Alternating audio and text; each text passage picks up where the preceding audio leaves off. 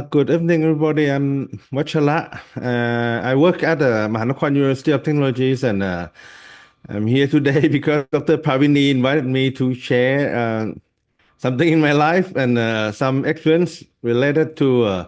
She said that three key words is urban mobility, sustainable movement, and health, and should involve all these keywords. So it's very difficult for me.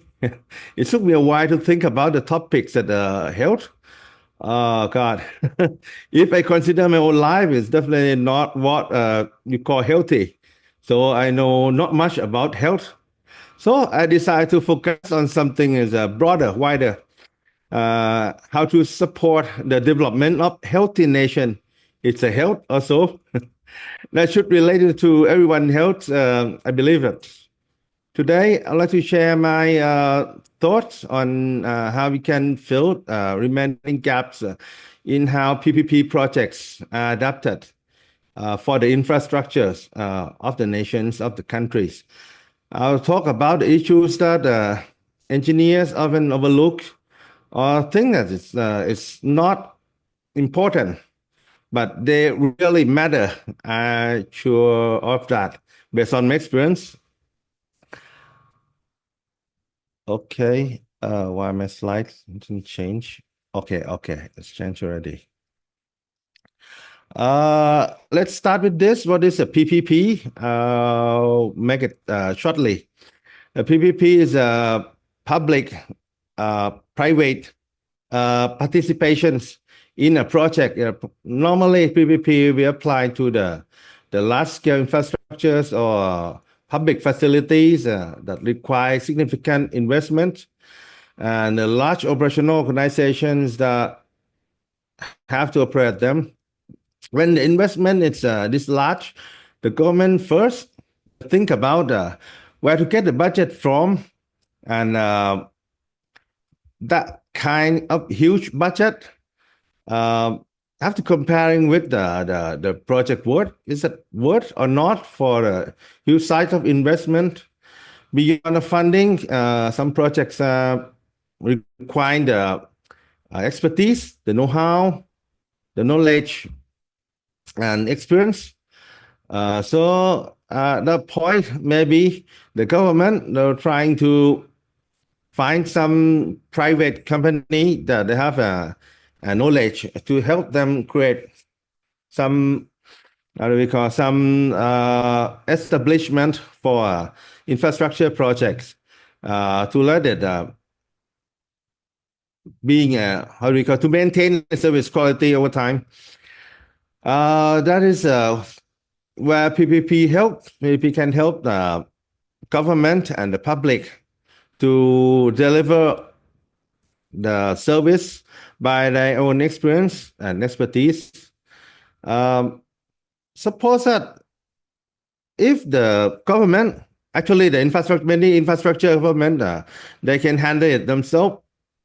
But if they handle it themselves, sometimes if the project have not been designed well since the first, the problem is it will remain lower as this slide in the red box. The lower accessibilities, qualities, and reliabilities. Then the PPP concept is designed to make a public infrastructure investment more effective and efficient. It's PPP. And okay, how PPP is important, and the global believes that the PPP is also important for them. According to this data, it's the latest information from the World Bank Group. There have been around 9,000 public infrastructure projects involving private participation worldwide, and 86.64% of them are the PPP scheme model. And electric energy infrastructure ranked the first in terms of attracting private investor. That show the most interest and effort in that sector. We can see that it not just Asian countries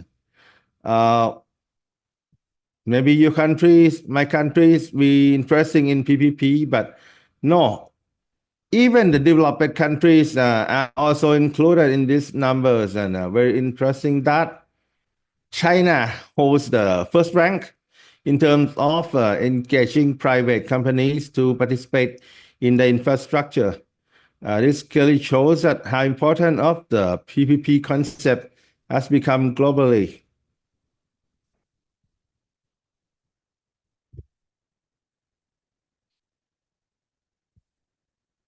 Okay.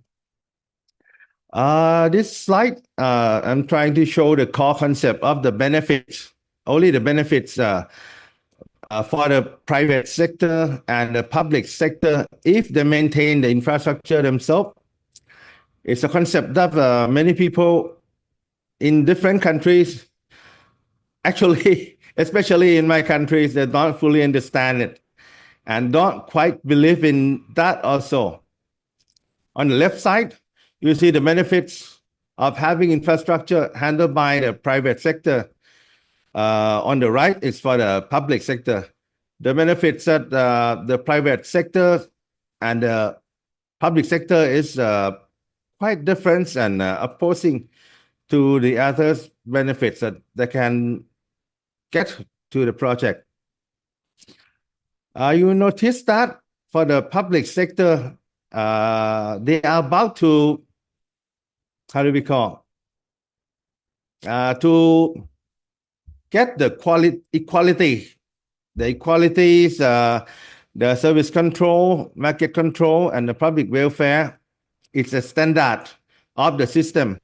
But for the private sector, the benefit is they can mostly raise up the capability and capacity of the funding, the service quality, system efficiency, and the system development.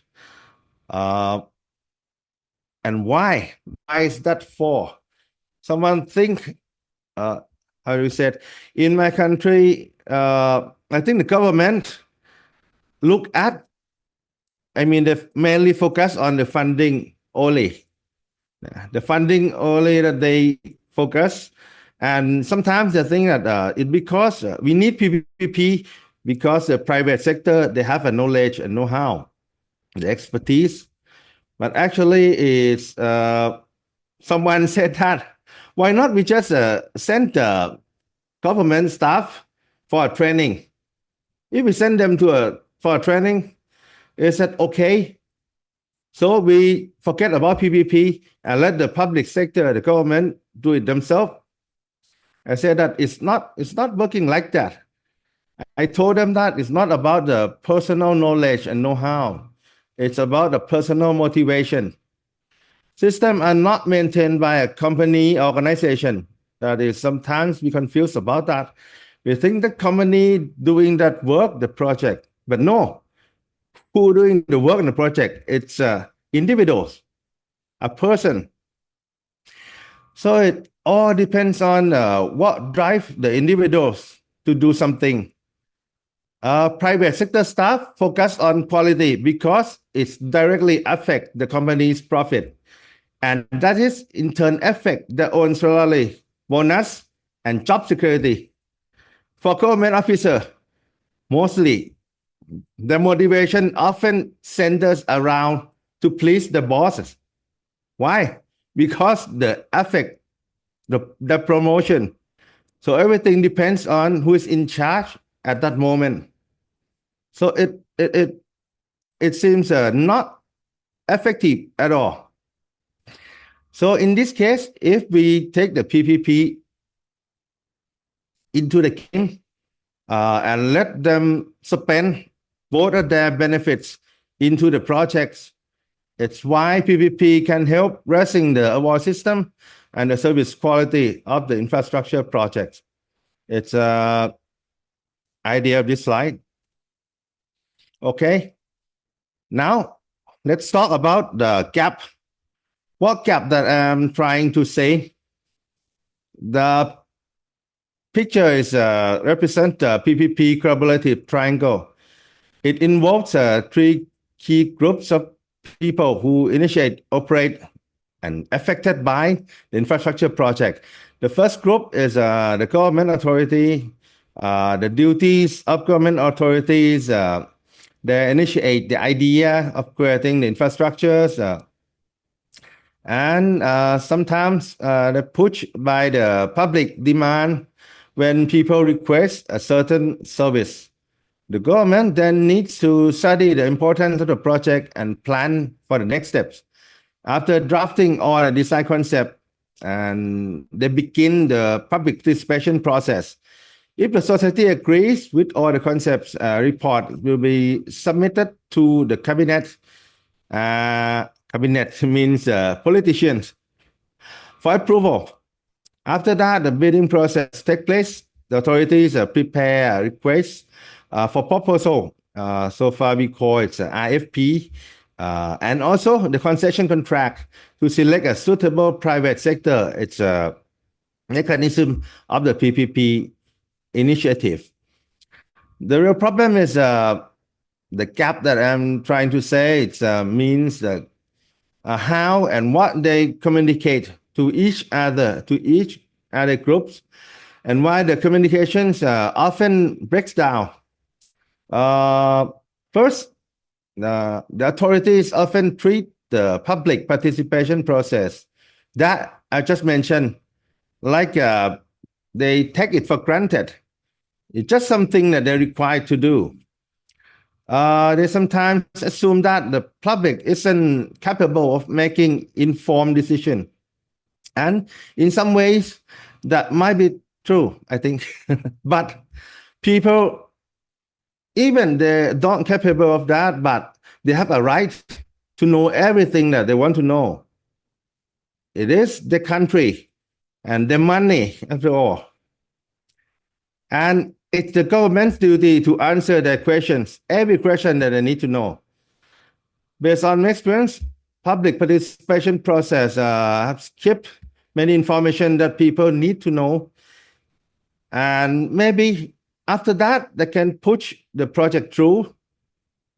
But the curiosity of the people, it's remain and it's spread around. Everybody will always thinking that there are something that government hidden to us. That is a problem. Actually, maybe sometimes what the social discuss, I mean, in the news, in some reporter discuss about that, it's not true. But because the government don't tell everything frankly, so the people think they may have a hidden agenda. It's not a good way for doing the PPP projects and also the infrastructure projects. In a PPP, the public and private sector, yes, they have to work together closely. Maybe after they get a suitable, the appropriate private sector who won the bidding, okay, have to work together. But many times, and this based on my experience, the problem is both the sector, the public and the private, they also hide some information to each other, and they share only the information that based on their own benefits. And actually, that will take a longer time to solve a problem, and to know that there is a problem there. So I think the most important factors to improving the PPP system and the service quality is the transparent information sharing between the public and the private sectors. The information must be factual and sufficient to support the good decision making. That is so. In the past, based on my experience, some problem that each side shared information mainly for their own benefits. They hide something, and it took a very long time to realize that by doing that, both sides actually lost out. Okay. The last connection, the last communication is between the private operator and communities. It's so far I call it a classic conflict. Yeah. It's classic, but it hard to eliminate. Private companies, they always need to get an earning as much as possible. It just if you want to release this kind of problem, the private company need to elevate the sense of social responsibility. Even sometimes they have to sacrifice some profit, and at the same time, I think the society need to understand that the private companies that are doing the business. I think principally everybody understand, but personally, individually, people do not understand. Believe me. But they have to actually. If you communicate frankly to each other, we can get a rest of the understanding between each other. The society need to understand that the private companies that are doing the business, they operate to survive the business. So the benefits must be enough to keep them going. Maybe if the nation economics and market competitiveness are healthy for my countries, this problem might be naturally be released. Suppose that many in this country is trying to claim that the ticket fee, the ticket price of the railway system in Thailand is very high comparing with the other countries in the world. Actually, if you traveling around the world, you know that it's not true. Our ticket is not so high, ticket price, but it's high because the people earning, the people salary, the people income in Thailand is pretty low. It's too low. So if we can raise up the economic situation of this country, well, maybe such a problem will be lower. It's not be eliminated, but it's be lower. Okay. So if we cannot make it, okay, this will be happen. And it's happened many times in my country. Okay, let me give some examples of the how do you call the miscommunication and the bad communication. It's the railway system, railway infrastructure. It's most popular system that the countries need to apply, need to implement the PPP because the large capital investment and the scale of the operating organization that should involved in it's too large. So it's the PPP. It sounds reasonable for the railway system. Nowadays in Thailand, only the urban metro lines are operating under the PPP schemes in Thailand. The government sometimes they have to invest significant equity to these infrastructure system, these railway lines, and sometimes the subsidiaries also when it's needed. Many of the public company in Thailand, the government holds their stocks more than 30%, something like that. But it remains the intercity railway. It's because the scale of the intercity railway is too large to implement under the traditional PPP scheme. So now the DOR, Department of Rail Transport in Thailand, they have introduced a policy to allow the private trains to operate, to running the trains on the intercity tracks that it's taken over by the State Railway Authority of Thailand, SRT. Despite the fact that You know, let's focus on, we have in Thailand, we have many bus routes operate in Bangkok, and some of bus routes have been operate and proposed to operate by the private sectors. But now the bus route that are operating today is just the survival system. Some route, many, I think most of the bus route operating by the private company, they are bankrupt already, and they give up for the system already. Okay, you can imagine a bus is a bus operation is every requiring a very low cost for operation, and it's not success. It's also why in the economic situations and market situation in Thailand, and that is in Bangkok. What do you think about the railway system? The railway system that is very high cost operation required. Uh, a bus typically costs a few millions baht or lower for one bus, while a train set can cost up to several hundred million baht for one train. So, do you think that possible or not for doing that? But okay, it's if it okay, no matter it's possible or not, but soon you're gonna have an act allowed how do we call private sector to have a right to running on SRT intercity train, intercity track.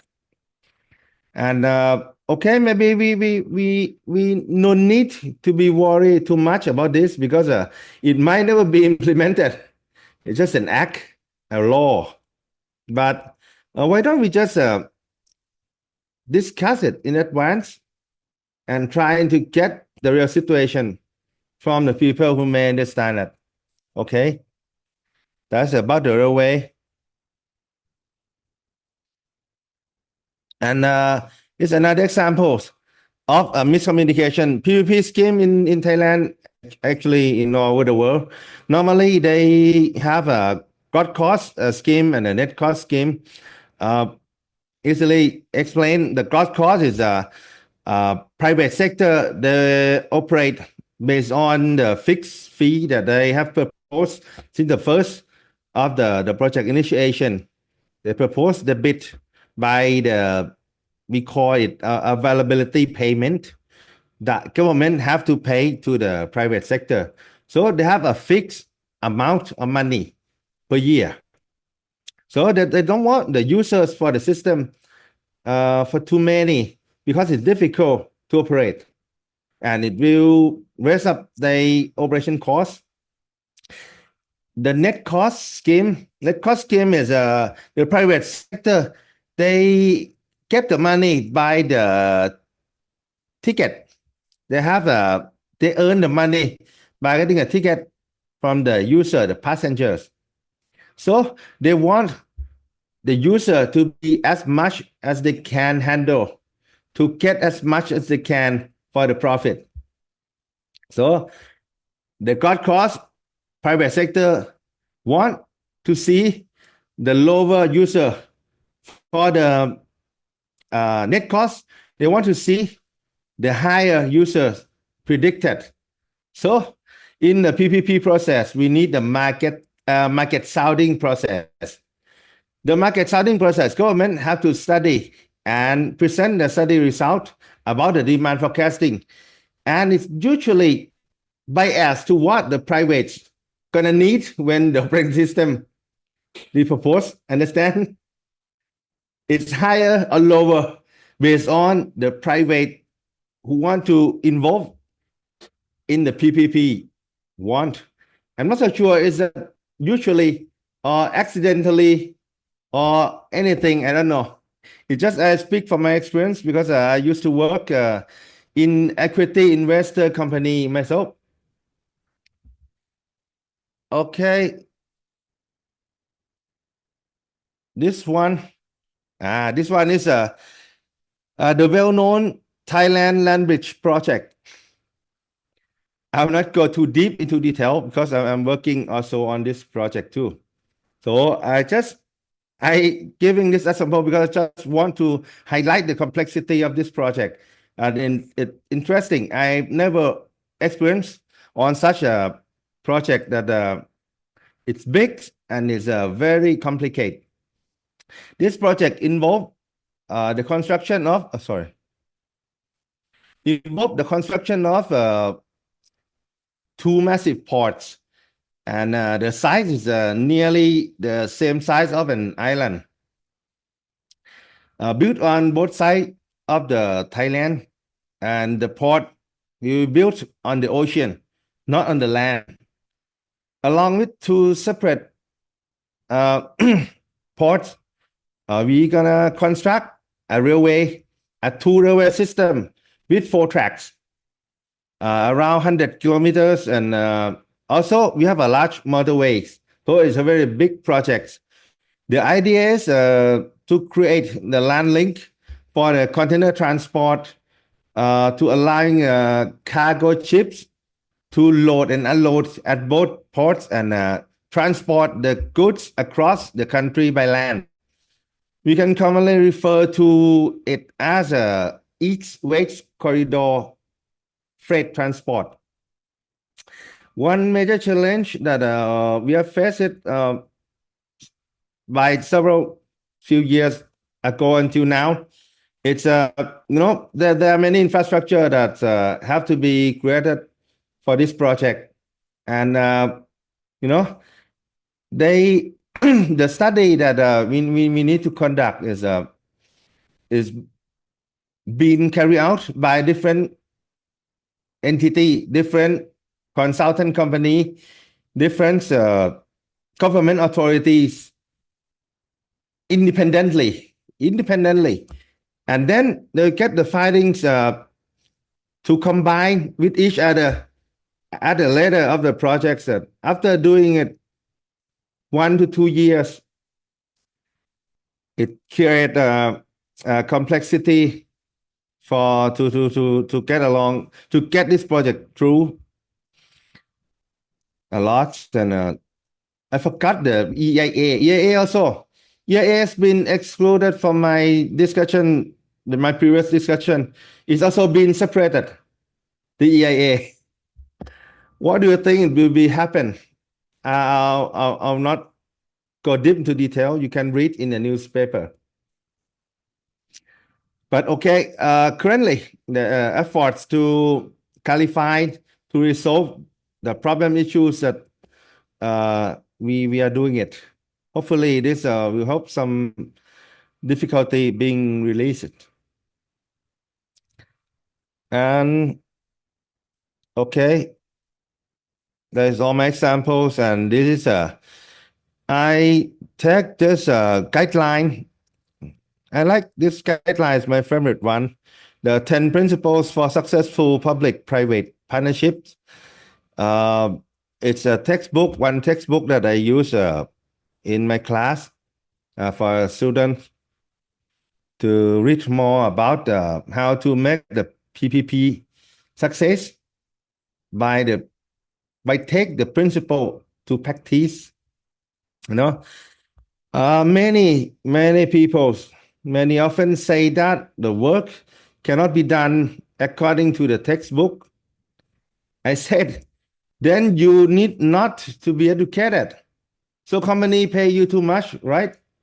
Because you no need to be educated. Because you say that the textbook, the theory cannot help you to get it done. No, I don't think so. It's not a theory that doesn't work. It depends on how we apply it in practice. So this book supports my belief that trust and coordination between the players how do you call, play a crucial role in the success of PPP project. Okay.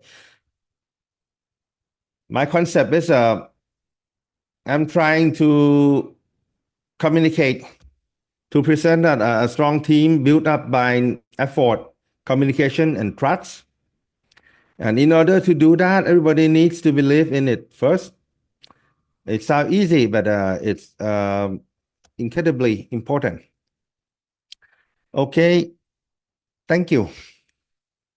Sorry that my presentations and difference with others is pretty abstract, but I think it should be related on the three keywords. Dr. Pavini maybe support me. Thank you.